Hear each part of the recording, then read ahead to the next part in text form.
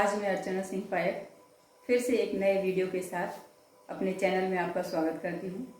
आज हम आरोह पुस्तक कक्षा 12वीं की पाठ्य पुस्तक के में संकलित पाठ सहर्ष स्वीकारा है को पढ़ेंगे। इसके रचयिता श्री गजानन माधव मुक्तिबोध जी हैं। इस कविता को भूरी भूरी खाक धूल नामक काव्य संग्रह से उद्धृत किया गया है। इस कविता को कवि ने अपनी निजी अनुभूतियों को लेकर के लिखा है। तो वो कहता है, जिंदगी में जो कुछ है, जो भी है, सहर्ष स्वीकारा है, इसलिए कि जो कुछ भी मेरा है वह तुम्हें प्यारा है। गर्वीली गरीबी यह, ये गंभीर अनुभव सब, यह विचार वैभव सब, दृढ़ता यह, भीतर की सरिता यह, अभिनव सब, मौलिक है, इसलिए कि पल पल में जो कुछ भी जागृत है, अपलक है, संवेदन तुम्हारा है। तो इस कविता में कवि ने स्वीकार्यता के भाव को लेकर के इस कविता को लिखा है। कवि कहता है कि मेरे जीवन में जो कुछ भी है, जिंदगी में जो भी है, उसे मैंने खुशी खुशी सहर्ष स्वीकार लिया है। मैं उसको स्वीकारता हूँ जैसा है, जो भी कुछ है। और वो क्यों स्वीकारता है? इसलिए कि जो कुछ भी मेरा है वह तुम्हें प्यारा है। उसकी प्रेयसी को वो जो वस्तुएं इस कवि से बिलोंग करती हैं या इससे संबंधित जो भी बातें हैं, वे सारी बातें उसकी प्रेयसी को पसंद हैं, अच्छी लगती हैं, और इसलिए इन सारी परिस्थितियों को कवि भी स्वीकार करता है। इस कविता में एक महत्वपूर्ण बात यह है कि एक प्रिय की बात करता है कवि, और वह प्रिय कौन है इसका कोई स्पष्ट संकेत नहीं दिया गया है। कभी लगता है कि वह प्रेयसी है, उसकी प्रेमिका है, कभी लगता है कि वह उसकी माँ भी हो सकती है, क्योंकि एक जगह ममता के बादल की मंडराती कोमलता शब्दों का प्रयोग किया गया है। तो कभी ऐसा लगता है कि वो माँ भी हो सकती है। इसलिए इस बात के ऊपर पूरी तरह से कवि ने पर्दा डाल के रखा है कि वह प्रेयसी, वो प्रिय जो है वो कौन है। उनकी माँ भी हो सकती है जो कि दिवंगत हो चुकी हैं, उनकी बहन भी हो सकती है, उनकी मित्र भी हो सकती है, उनकी प्रेमिका भी हो सकती है, कोई भी हो सकता है। और आखिरकार पाठकों को या श्रोताओं को इस बात से कुछ फर्क भी नहीं पड़ना चाहिए कि वो प्रिय कौन है। प्रेम तो हर रिश्ते से ऊपर है, हर नाते से ऊपर है। और जो प्रेम है वो एक त्याग का रूप है, एक स्वीकार्यता का रूप है, स्नेह है। तो इसलिए हर प्रेम में ये तत्व मौजूद रहते हैं। उसी तत्व की बात को लेकर के एक कविता लिखी गई है। कवि कहता है कि उसे सब कुछ इसलिए प्रिय है कि जो कुछ भी मेरा है वह उसके प्रिय को पसंद है, और प्रिय को पसंद है, इसलिए उस हर चीज की कवि के लिए बड़ी कीमत है। निर्धनता है उसके जीवन में, गर्वीली गरीबी है, ये गंभीर अनुभव सब। वह गरीब है, जीवन उसका कुछ गरीबी में बीता है।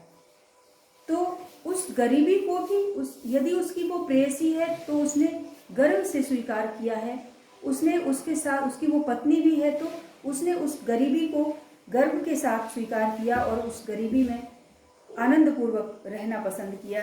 इसलिए उसको गर्व है अपनी गरीबी पर और स्वीकार भी है। ये गंभीर अनुभव उसके जीवन में बड़े गहन अनुभव रहे हैं, बड़े गहरे अनुभव हैं। वो प्रिय भी हैं, अप्रिय भी हैं, उन अनुभवों को भी वो स्वीकार करता है। यह विचार वैभव, कवि का मस्तिष्क उपजाऊ है, उर्वर है, और इसलिए विचारों की संपन्नता उसके मस्तिष्क में है। तो ये विचारों का जो वैभव है उसके पास, वह भी दृढ़ता है। कवि का व्यक्तित्व तो बहुत दृढ़ है, उसकी इच्छा शक्ति, उसका चरित्र, वो सारी चीज़ों में बड़ी दृढ़ता देखता है। और इसलिए कहता है कि ये दृढ़ता भी मेरी, भीतर की सरिता यह, उसके भीतर भावों की जो प्रवाहमान नदी है वो भी, यह अभिनव सब, ये सब कुछ उसका नया है। नया है से तात्पर्य सब कुछ उसका मौलिक है, उसका अपना है। आगे भी वो कहता है मौलिक है, ये सब कुछ उसका मौलिक है, उसका अपना है। कहीं से उसने उद्धृत नहीं किया है, कहीं से उसने इसकी नकल नहीं की है। तो इसलिए वो कहता है ये जो कुछ भी है ये मौलिक है, मेरा अपना है, इसलिए मुझे बहुत प्यारा है। इसके बाद इसलिए कि पल पल में जो कुछ भी जागृत है अपलक है, संवेदन तुम्हारा है। कवि कहता है कि उसके जीवन में हर पल घटित होने वाला जो भी अनुभव है वो जागृत है, वो एक प्रेरणा देने वाला है, वह जीवंत है। जागृत से यहाँ मतलब वो जीवंत है, उसके पल पल में जो भी घटित हो रहा है वो सब उसके जीवन का हिस्सा है, वो उसकी जागृति का एक जागृति का ही एक पहलू है। और अपलक है, वर्तमान है। यहाँ अपलक से तात्पर्य वर्तमान से है। वर्तमान मतलब पलक झपकने से जो चीज पीछे हो जाती है, पलक झपकने के बाद जो, यानी आंखों के सामने जो नहीं है, पलक झपकने के बाद की जो चीज है वो अतीत है। और अपलक यहाँ वर्तमान के संदर्भ में लिया गया है। तो जो कुछ भी जागृत है यानी जो कुछ भी घटित हो रहा है, अभी चल रहा है, अपलक है, वर्तमान है, वो सब कुछ संवेदन तुम्हारा है, तुम्हारी संवेदनाओं से जुड़ा हुआ है, तुमसे जुड़ा हुआ है। उस सब में तुम्हारा होना, तुम्हारा अस्तित्व मैं देखता हूँ, इसलिए सब कुछ मुझे सहर्ष ही स्वीकार्य है। फिर अगले स्टैंजा में कवि कहता है, जाने क्या रिश्ता है, जाने क्या नाता है, जितना भी उड़ेलता हूँ भर भर फिर आता है। दिल में क्या झरना है, मीठे पानी का सोता है, भीतर वह ऊपर तुम, मुस्काता चांद ज्यों धरती पर रात भर, मुझ पर त्यों तुम्हारा ही खिलता वह चेहरा है। कवि कहता है कि ये जो रिश्ता है मेरा और तुम्हारा, प्रेम का जो ये रिश्ता है, ये क्या रिश्ता है, इसको क्या नाम दूं? इसको कोई स्पष्ट नाम कवि नहीं देता। वो नहीं कहता है कि ये माँ है, वो नहीं कहता है कि ये बहन है, वो नहीं ये बताता है कि ये प्रेयसी है या मित्र है, कौन है। जो भी है रिश्ता प्रेम का है, इतना निश्चित है। तो जाने क्या रिश्ता है, जाने क्या नाता है, ये क्या रिश्ता है, क्या नाता है, मैं नहीं जानता। क्यों कि जितना भी उड़ेलता हूँ भर भर फिर आता है। इस रिश्ते की जो खास बात है, इस रिश्ते के साथ जो अनोखी बात है वो ये है कि जितना ही वो प्यार उड़ेलता है, जितना ही वो स्नेह और ममता को बाहर निकालता है, तो उसे लगता है कि इतने बाहर, इतना प्रेम बाहर निकालने के बाद अंदर रिक्तता महसूस होगी, लेकिन वो कभी भी रिक्तता नहीं होने पाती, वो खाली नहीं कभी होता है। जितना भी उड़ेलता है भर भर फिर उड़ेलता हूँ, भर भर फिर आता है। उसके मन में और अधिक स्नेह प्रवाहमान हो उठता है, और अधिक उसका हृदय प्रेम से भर उठता है। वो पूछता है अपने आप से, दिल में क्या झरना है। वो इस बात को लेकर के सोचता है, आश्चर्य करता है कि ऐसा क्या कोई झरना मेरे हृदय में है जिससे निरंतर स्नेह झरता रहता है। जिस प्रकार से पर्वत की सूखी चट्टानों के बीच से कभी कोई झरना अचानक प्रवाहमान होता है और फिर कहाँ से उसके अंदर अनंत जल राशि आती जाती है, इसी प्रकार से क्या उसके दिल में कोई झरना है, मीठे पानी का सोता है। ये जो झरना उसके हृदय में है वो मीठे पानी का स्रोत है, यानी वो मधुर भावनाएं उसके उस झरने से निकलती हैं। उस जितना भी वो प्यार उड़ेलता है और मधुर भावनाएं उसके अंदर और तैयार हो जाती हैं और बाहर आने को उद्यत होती हैं। तो ये मीठे पानी का झरना यहाँ लक्ष्यार्थ है, लक्षणा है कि वो प्रेम है, वो स्नेह है उसका। तो मीठे पानी का सोता है, भीतर वह ऊपर तुम। कवि कहता है कि मेरे हृदय के भीतर मीठे पानी का ये झरना है, मीठे पानी का ये स्रोत है जो अनंत है। जितना भी मैं निकालता हूँ उतना और पुनः उत्पन्न होता जाता है। तो अंदर तो ये है और ऊपर तुम, बाहर मुझे तुम दिखाई देती हो, वो जो उसकी प्रेयसी है वो दिखाई देती है। वो कहता है ऊपर तुम, किस प्रकार से? वो कहता है मुस्काता चांद जो धरती पर रात भर, मुझ पर त्यों तुम्हारा ही खिलता वह चेहरा है। कवि कहता है जिस प्रकार से चांद सारी रात मुस्कुरा करके धरती को देखता रहता है, रात भर मुस्कुराते हुए धरती को देखता रहता है, इसी प्रकार उस स्नेह भरी और ममता भरी मुस्कुराहट के साथ तुम मुझे सदैव देखती रहती हो। तुम्हारा चेहरा मेरे ऊपर है, मुझ पर मतलब मेरे ऊपर, उसी प्रकार से त्यों मतलब उसी प्रकार से तुम्हारा ये चांद की तरह खिलता चेहरा है, हमेशा मुस्कुराने वाला, और मुस्कुराहट जिसकी चांदनी है वो खिलता रहता है। सचमुच मुझे दंड दो कि मैं भूलूं मैं। सचमुच मुझे दंड दो कि भूलूं मैं तुम्हें भूल जाने की दक्षिणी ध्रुवी अमावस्या, अंधकार अमावस्या शरीर पर, चेहरे पर, अंतर में पालूं मैं, झेलूं मैं, उसी में नहा लूं मैं। कवि यहाँ पर उसके भाव में परिवर्तन होता है। अब तक तो उसने जो वर्णन किया है अपने उस प्रेम के रिश्ते की मिठास की, मधुरता की चर्चा की है, उसके प्रभाव का जिक्र किया है, लेकिन अब इस आगे के स्टेंजा में हमको ये दिखाई देता है, हमको ये इशारे से कवि बताता है कि वह उसकी या तो दिवंगत माँ है, या उसकी प्रेयसी है, या उसकी मित्र है, जो भी है अब उसके जीवन में नहीं है, और नहीं होने पर उसकी स्मृतियां उसको बहुत कष्ट देती हैं, बहुत दुख देती हैं। उन स्मृतियों को ज्यों ज्यों वो याद करता है त्यों त्यों उसके मन में वो पीड़ा और गहरी होती जाती है। वो उससे पलायन करना चाहता है, उससे बचना चाहता है, भागना चाहता है। तो वो कहता है कि मैं भूलना चाहता हूँ, सचमुच मुझे दंड दो। वो कहता है मैं सचमुच चाहता हूँ कि मुझे इस बात की सजा मिले कि मैं भूलूं मैं तुम्हें भूल जाने की। मैं भूल जाना चाहता हूँ उसको, उस स्नेह को, उस प्रेम को मैं भूल जाना चाहता हूँ। मुझे इसके लिए दंड मिलना चाहिए, मैं दंड का भागी हूँ। क्यों? भले वो दंड ले, लेकिन इसके बाद भी चाहे उसको दंड ही क्यों ना मिले इसके लिए, लेकिन फिर भी वो भूल जाना चाहता है। यानी ये स्मृतियां अब उससे बहुत कष्टदायक हो गई हैं। दक्षिण ध्रुवी अंधकार अमावस्या, इस पंक्ति को बहुत खूबसूरती से कवि ने लिखा है। इसमें विशेषण है, प्रविशेषण है, और इस प्रकार अमावस्या एक संज्ञा है, अंधकार भरी अमावस्या अंधकार विशेषण है, और अंधकार भी कैसा? दक्षिण ध्रुवी अंधकार, जैसा दक्षिण ध्रुव में जहां पर कि 6 महीने तक सूर्य की किरणें नहीं जाती, वहां पर कैसा अंधकार होता होगा उसकी कल्पना करता है कवि, और कहता है जिस प्रकार से दक्षिण ध्रुव की अंधकार भरी अमावस्या, यानी बहुत ही अंधेरी, कहने का तात्पर्य बहुत ही अंधेरी अमावस्या होती है, उसी प्रकार से मेरा जीवन हो जाएगा। जिस वक्त मेरी स्मृतियों से, मेरे जीवन से तुम निकल जाओगी, तुम्हारे प्रेम भरी यादें निकल जाएंगी, तुमको मैं भूल जाऊंगा जब, तो मेरा जीवन कैसा हो जाएगा? जैसे दक्षिण ध्रुव के में अंधकार भरी कोई अमावस्या हो, यानी इतना अंधेरा मेरे हृदय में छा जाएगा। और वो अंधेरा केवल हृदय में ही नहीं, शरीर पर भी, उसकी काया पर भी दिखाई देगा, चेहरे पर, उसके व्यक्तित्व पर भी दिखाई देगा। अंतर में भी वो अंधकार होगा, और उस अंधकार को कवि कहता है कि मैं पालूं, उसके लिए स्वीकार्यता उसके मन में है। वो कहता है मैं स्वीकार करना चाहता हूँ उस अंधकार को, पालूं मैं, झेलूं मैं, उसको झेलना चाहता है। हालांकि ये कोई सुखद स्मृति नहीं है, लेकिन फिर भी उसे झेलना चाहता है। उसी में नहा लूं मैं, उसमें वो सराबोर हो जाना चाहता है उस अंधकार में, लेकिन हर कीमत पर वह पलायन करना चाहता है, भूल जाना चाहता है अपनी उस प्रेयसी को। क्यों वो आगे इस बात को बताता है कि ऐसा क्यों है?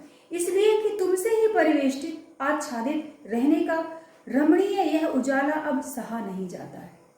कवि कहता है कि कभी वो स्मृतियां जो उसके जीवन में यथार्थ हुआ करती थी, उन स्मृतियों अब जब वो केवल स्मृतियां रह गई हैं, वो यथार्थ नहीं है, तो भी उसके व्यक्तित्व पर पूरी तरह से छाई हुई हैं। वो स्मृतियां, कवि कहता है कि मुझे परिवेष्टित किए हुए, चारों तरफ से घेरे हुए हैं, आच्छादित, मेरे ऊपर छाई हुई हैं, और वो रमणीय भी हैं। वो स्मृतियां बहुत रमणीय हैं, बहुत सुंदर हैं, बहुत उजली हैं। आच्छादित रहने का रमणीय यह उजाला वो स्मृतियों का उजाला है, बहुत आकर्षक है और बहुत सुखद है। लेकिन अब वो सुखद है फिर भी नहीं सहा जाता। क्यों नहीं सहा जाता? क्योंकि उसके प्रिय से उसका विछोह हो गया है, वह वियोग हो गया है उसका, इसलिए दूर हो गया है, तो सहा नहीं जाता, नहीं सहा जाता। ये पुनरावृत्ति, कभी वाक्यों की पुनरावृत्ति इस कविता में और कभी शब्दों की पुनरावृत्ति हमको ये दिखाती है कि इन वाक्यांशों पर कवि बहुत जोर देना चाहता है। ये उसके हृदय से निकले हुए उद्गार हैं, विशिष्ट हैं। तो अब वो सह नहीं पा रहा है। ममता के बादल की मडराती कोमलता भीतर पिराती है। पिराती है मतलब बहुत कष्ट देती है। तो कवि कहता है वो ममता जो मेरे ऊपर तुम कभी लुटाया करती थी, वो प्रेम जो मेरे ऊपर चारों तरफ बादल की भांति मंडराता था, जो कोमल था, जो सुकुमार था, जो सुंदर था और जो मुझे उस समय सुख देता था, अब वो चूंकि नहीं है मेरे जीवन में, इसलिए भीतर पिराती है। आज मुझे उसके होने की अनुभूति होने से कष्ट होता है। कमजोर और अक्षम हो गई है आत्मा यह। कवि कहता है कि उस विछोह के बाद में अब उसकी आत्मा बहुत कमजोर हो गई है। अब ये स्मृतियां भी उसको दुख देने लगी हैं, वो इनको भी नहीं सहन कर सकता है, अक्षम हो गया है वह, क्योंकि ये स्मृतियां उसके ऊपर हावी हो गई हैं और छटपटाती छाती को भवितव्यता डराती है। कवि कहता है कि उसका हृदय बेचैन है। छटपटाती छाती का आशय है कि उसका हृदय बहुत बेचैन है उस विछोह के कारण, या अब वो जो यथार्थ नहीं है, उसके जीवन का मधुर समय जो था आज वो यथार्थ नहीं है। तो उसके हृदय में इस बात के लिए बेचैनी है और आगे भविष्य में क्या होगा इसकी कल्पनाएं, तरह तरह की कल्पनाएं आती हैं, तो वो डर जाता है। वो भवितव्यता मतलब भविष्य में क्या होने वाला है, इसकी आशंकाएं उसको डरा रही हैं। तो बहलाती सहलाती आत्मीयता बर्दाश्त नहीं होती है। जब उसके मन में, उसकी स्मृतियों में वो बहलाना आता है, चाहे वो माँ का हो या उसके अन्य किसी प्रिय का, बहलाना हो, सहलाना मतलब प्रेम पूर्वक स्पर्श करना हो, आत्मीयता, उसका जो अपनापन है, उस सब चीज की स्मृतियां उसको आती हैं, तो सहन नहीं होती है उसको। अब सहन नहीं होता है उन स्मृतियों के साथ जीना, उसको मुश्किल हो रहा है। कवि फिर भाग जाना चाहता है, पुनः कहता है सचमुच मुझे दंड दो कि हो जाऊं पाताली अंधेरे की गुहाओं में, विवरों में, धुएं के बादल में बिल्कुल मैं लापता। मैं बिल्कुल पलायन करना चाहता हूं और इस पलायन के लिए मैं दंड जो भी मिले उसको स्वीकार करता हूं, लेकिन मैं कितने अंधेरों में जाना चाहता हूं। मैं हर एक उस स्मृति, यहाँ स्मृतियां जो है उजाले का प्रतीक हैं, लक्ष्यार्थ हैं उस उजाले का। तो इन उजालों से, मैं तुम्हारी स्मृतियों के उजालों से मैं बहुत दूर जाना चाहता हूँ। वो मैं चाहता हूँ पाताली अंधेरे की गुहाओं में। पहले तो पाताल ये माना जाता है कि जमीन के नीचे है, तो वहाँ सूर्य की किरणें कभी नहीं पहुँचती, बहुत अंधेरा है। फिर पाताल भी कैसा पाताल, जो अंधेरा पाताल है। फिर अंधेरे पाताल में भी वो गुफाओं में कितना अंधेरा होता है। तो और अधिक इन पंक्तियों में अंधकार की गहनता का एक बिंब दिया गया है, बिंब प्रस्तुत किया गया है, चित्र प्रस्तुत किया गया है। एक तो पाताली अंधेरा, फिर वो भी पाताल, उसके ऊपर भी वो अंधेरा, फिर वो भी गुफाओं में, और गुफाओं के अंदर भी विवर, गुफाओं के अंदर जो छोटे छोटे गड्ढे बने होते हैं उनमें कितना न सघन अंधकार होता होगा। तो उस अंधकार में मैं लापता हो जाना चाहता हूँ, धुएं के बादलों में मैं बिल्कुल लापता होना चाहता हूँ। मतलब मुझे कोई ना जान पाए, मुझे कोई ना देख पाए, यहाँ तक कि तुम्हारी स्मृतियाँ मेरा वहाँ पीछा छोड़ दें, वहाँ तुम्हारी स्मृतियाँ ना पहुँच पाए, इतना अंधकार हो। तो लापता कि वहाँ भी तो तुम्हारा ही सहारा है। लेकिन फिर भी कवि उस आश्रय को कहता है कि मैं स्वयं छोड़ भी नहीं सकता। मैं इन स्मृतियों से भागना चाहता हूँ, बचना चाहता हूँ, कहीं भी किसी भी कीमत पर लापता हो जाना चाहता हूँ। लेकिन फिर भी वो अंततोगत्वा इस तथ्य को स्वीकार करता है। क्या कहता है? वो कहता है लापता कि वहाँ भी तो तुम्हारा ही सहारा है, वहाँ भी तुम्हारी स्मृतियाँ ही मेरा सहारा बनेगी। मैं इस बात को जानता हूँ, मानता हूँ। इसलिए कि जो कुछ भी मेरा है या मेरा जो होता सा लगता है, होता सा संभव है, सभी वह तुम्हारे ही कारण के कार्यों का घेरा है, कार्यों का वैभव है। कवि इस बात को स्वीकार करता है कि मैं जो भी हूँ, जैसा भी हूँ, सब कुछ पूर्णतः तुम्हारा हूँ, तुम्हारी स्मृतियों से कभी अलग नहीं हो सकता। क्योंकि जो कुछ भी मेरा है, यहाँ तक कि मैं स्वयं भी अपना जो हूँ या मेरा होता सा लगता है, संभावना है, प्रतीत होता है कि ये मेरा है, कुछ आशा लगती है कि ये चीज मेरी हो सकती है, या होता सा संभव है, या भविष्य में कोई ऐसी चीज जो मेरी हो सकती है, वो भी इंक्लूडिंग कवि स्वयं। कवि को स्वयं को सम्मिलित करते हुए कवि कहता है जो मैं स्वयं हूँ, जो मेरा हो सकता है, जो मेरा जैसा लगता है, मेरा होता सा लगता है, वह सब क्या है, वह तुमने जो कार्य किए हैं उसका ही परिणाम है। सभी वह तुम्हारे ही कारण के कार्यों का घेरा है। तुमने जो कार्य संपादित किए हैं, तुमने जो कर्म किए हैं, मुझे केंद्र में रखकर, मुझे ध्यान में रखकर तुमने जो कुछ भी किया है अपने जीवन में, वह सब मैं हूं। यहाँ कवि की माँ भी हो सकती है, किसी इस स्थिति में कवि की माँ के होने की ज्यादा संभावना दिखाई देती है कि सभी वह तुम्हारे ही कारण के कार्यों का घेरा है। तुमने जो कुछ कर्म किए हैं, जो कुछ प्रयास किए हैं, मुझे लेकर, मुझे केंद्र में रखकर, उनकी परिधि ही मैं हूं, मेरा होना है, मेरा अस्तित्व है और कार्यों का वैभव है। कभी इस बात को भी वैभव शब्द लेकर के कभी ये स्वीकारता है कि वो जो कार्य हैं उनकी माँ के या उनके प्रिय के, तो वो वैभवपूर्ण हैं, वो समृद्ध हैं। वो कार्य ऐसे नहीं हैं जिनसे कोई अहित हो, जिनसे कोई हानि हो या जिनमें कोई लज्जा की बात हो। ये गौरवपूर्ण हैं, ये समृद्ध हैं, ये संपन्न हैं। तो उसके जो उन संपन्न कार्यों का जो परिणाम है वो मैं हूं और इसलिए मैं कभी भी अलग नहीं हो सकता। अब तक तो जिंदगी में जो कुछ था, जो कुछ है, सहर्ष स्वीकारा है।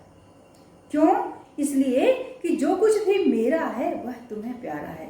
वो कहता है इसलिए अब तक मेरे जीवन में जो कुछ था, जो कुछ है और जिसके होने की संभावना है, जैसे कि उसने ऊपर कहा है, जो कुछ भी उसके जीवन में उसके स्वयं उसको शामिल करते हुए जो कुछ भी है, उस सबको उसने खुशी से स्वीकारा है, बड़ी प्रसन्नता से उसका आवाहन किया है, उसको स्वीकार किया है।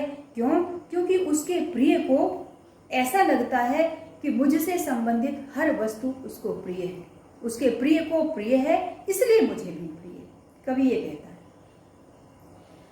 मुझे प्रिय है इसलिए मुझे प्रिय नहीं है, मेरे लिए काम की है इसलिए प्रिय नहीं है, बल्कि इसलिए प्रिय है क्योंकि मेरे प्रिय को मेरे से संबंधित हर वस्तु, हर भाव, हर विचार और मैं स्वयं प्रिय हूं।